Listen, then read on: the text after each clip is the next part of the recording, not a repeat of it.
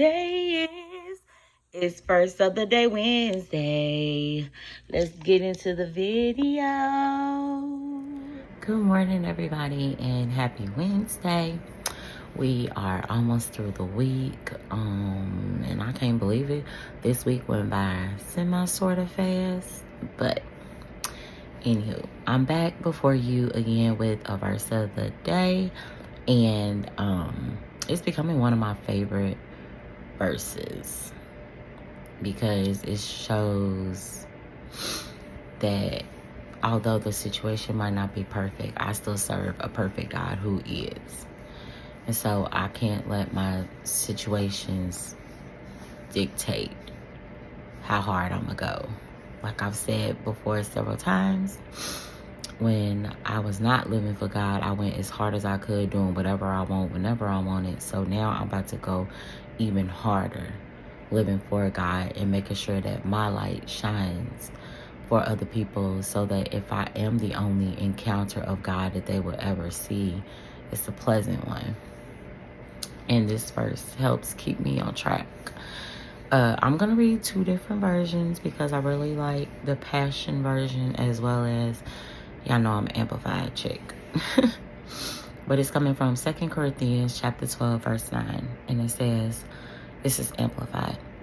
But he said to me, my grace, my favor, and my loving kindness and mercy is enough for you, sufficient against any danger, and enables you to bear the trouble manfully. For my strength and power are made perfect, fulfilled, and complete, and show themselves most effective in your weaknesses. Therefore, I will all the more gladly glory in my weaknesses and infirmities, that the strength and power of Christ, the Messiah, may rest, yes, may pitch a tent over and dwell among me.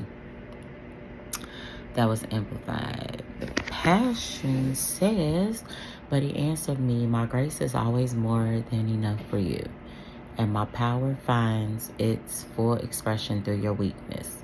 So I will celebrate my weaknesses, for when I am weak, I sense more deeply the mighty power of Christ living in me. Sorry, I was so out of frame. Apologize, guys.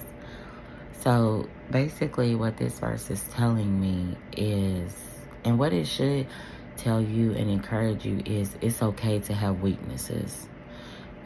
We are imperfect people that are loved by a perfect God.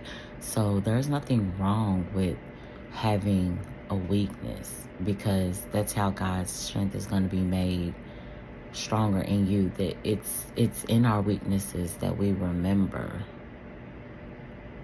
who we are and who God is, and it allows God to move through us.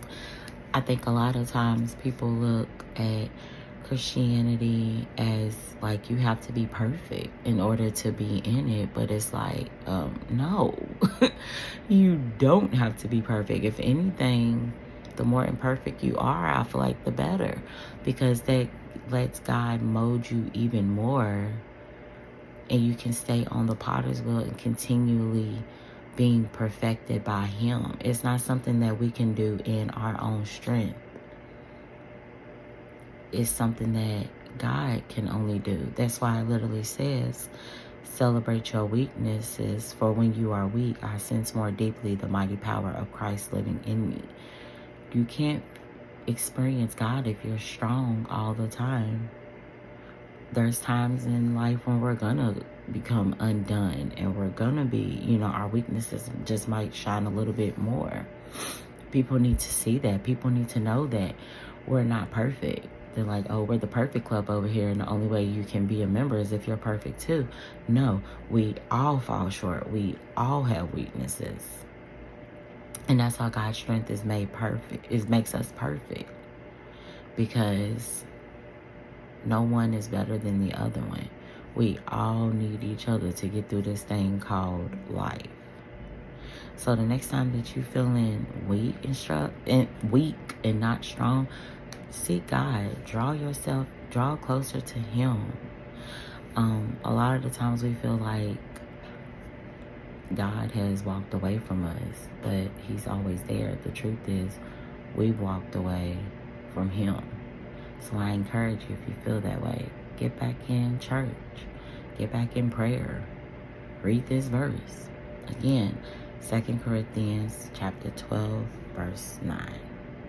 You guys have a blessed day, and I'll catch you in the next video.